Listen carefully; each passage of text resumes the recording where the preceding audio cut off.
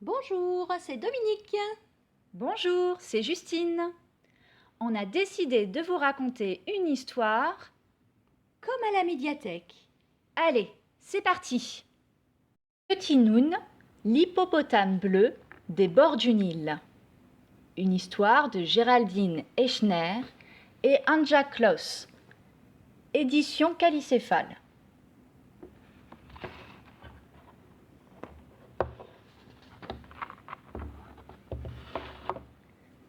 C'était au temps lointain et heureux des hippopotames bleus. Partout, en ce temps-là, du fond des marécages qui bordaient les cités, leurs gros dos ronds marquaient l'horizon.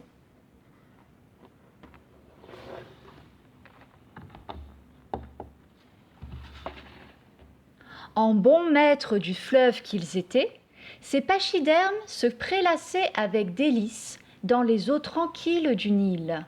Autour d'eux, des fleurs poussaient, et au fil du temps, leur feuillage avait gravé son empreinte sur leur peau qui brillait au soleil. Les poissons les frôlaient, les papillons s'y posaient, et les oiseaux picoraient sans crainte ces étranges rochers d'azur.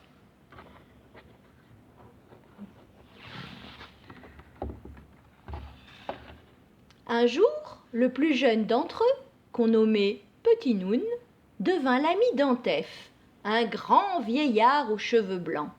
Chaque soir, côte à côte, ils admiraient le soleil couchant.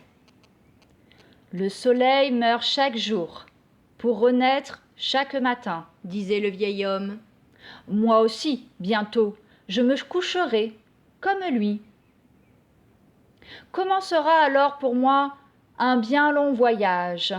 Quand Antef partit pour ce royaume inconnu, et qu'on le coucha dessous la terre, le petit hippopotame s'allongea près de lui et tomba dans un profond sommeil.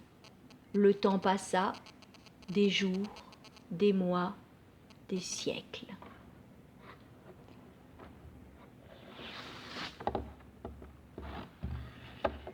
L'oubli semblait les avoir ensevelis pour de bon, lorsqu'un beau matin, dans les premières lueurs du jour, des pelles se mirent à creuser la terre.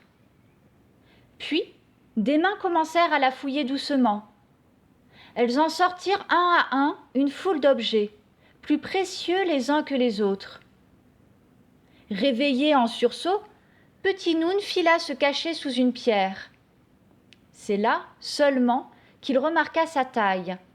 Au lieu d'avoir grandi au fil des ans, il était devenu petit, tout petit.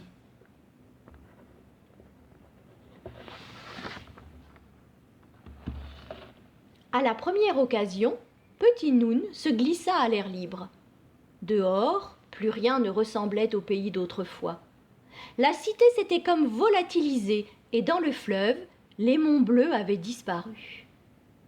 Où étaient ses frères, ses amis, ses parents? Plus une fleur ne poussait alentour, plus un oiseau ne volait dans le ciel. Le vent, le temps avaient tout emporté.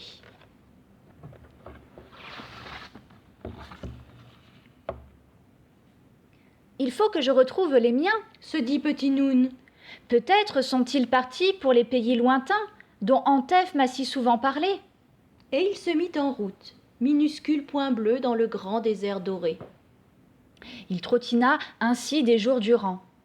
Plus il marchait, plus le sable lui collait à la peau, recouvrant la belle couleur turquoise de son dos. Bientôt, il se mit à briller autant que le soleil.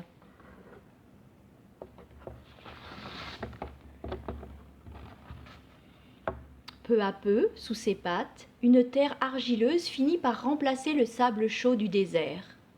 Ça et là, des maisons bordaient la route. Au premier coup de vent, Petit Noun prit des allures de soleil couchant.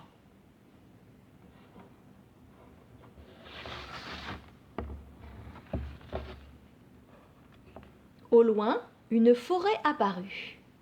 Petit Noun la traversa de bout en bout, se roula dans les feuilles dont il se régala. Il en ressortit vert prairie.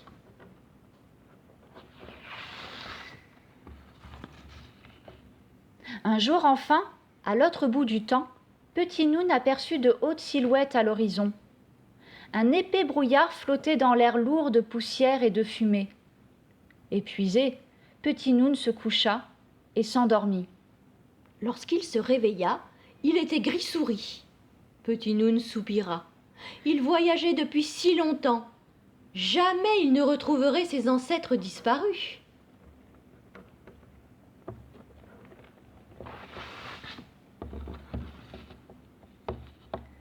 Lorsqu'il vit l'eau qui coulait calmement dans les méandres du fleuve, il s'y glissa pour y pleurer tranquille. Et là, soudain, tandis que le courant lavait pour de bon son petit dos rond, il les aperçut. Ses parents, ses frères, ses amis.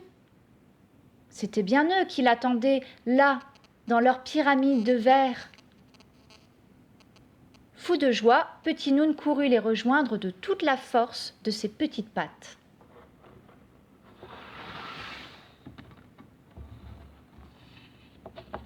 Depuis, il dort près d'eux dans la longue nuit du temps, tandis que, un peu partout sur terre, tous les hippopotames se baignent inlassablement dans l'espoir de retrouver un jour leur dos turquoise d'antan.